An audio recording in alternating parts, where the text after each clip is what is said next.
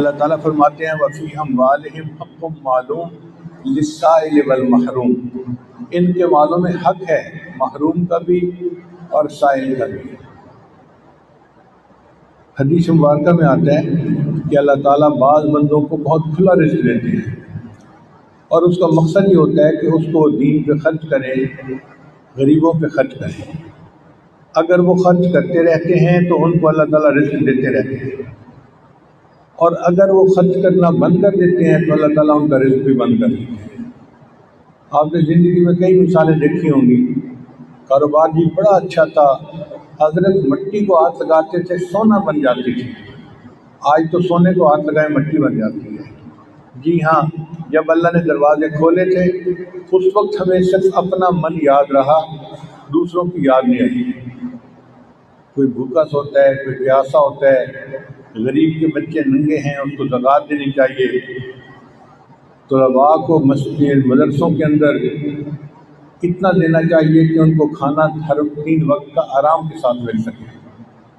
اس کی طرف کوئی دھیان نہیں ہوتا، صرف ایک ہوتا ہے اپنا گھر، اپنی گاڑی، اپنی بیوی، اپنے بچے، اپنی جائیداد، اپنا بینک بیلنس۔ تو یہ جو اپنا اپنا اپنا ہوتا ہے نا، یہ بندے کو لے بیٹھتا ہے۔ تو فرمایا کہ تو حاصل کر آخرت کا گھر اس کے ذریعے سے، وَلَا تَنْسَ نَصِيبَكَ مِنَ الدُّنْيَا، اور دنیا سے بھی اپنے حصے کو نہ بھول۔ اللہ نے یہ نہیں کہا کہ تم 100% خرچ کر دو، نہیں، تم تھوڑا سا اس میں سے خرچ کرو۔ اب دیکھیں، زکوٰۃ پورے مال کے اوپر نہیں، جو مال فالتو ہو، جس پر 1 سال گزر جائے ایسا نصاب کا مال، پھر زکوٰۃ فرض ہوتی ہے۔ اس کا مطلب یہ کہ اتنا مال فالتو تھا کہ پورا سال اس کو خرچ کرنے کی ضرورت پیش نہیں آئی، اپنے پاس ہی رہا۔ اب فالتو مال میں سے اللہ چاہتے تو کہہ دیتے نصف لی و نصف لک، آدھا میرے لیے میرے بندے اور آدھا تیرے لیے۔ اللہ نے ایسا نہیں کیا۔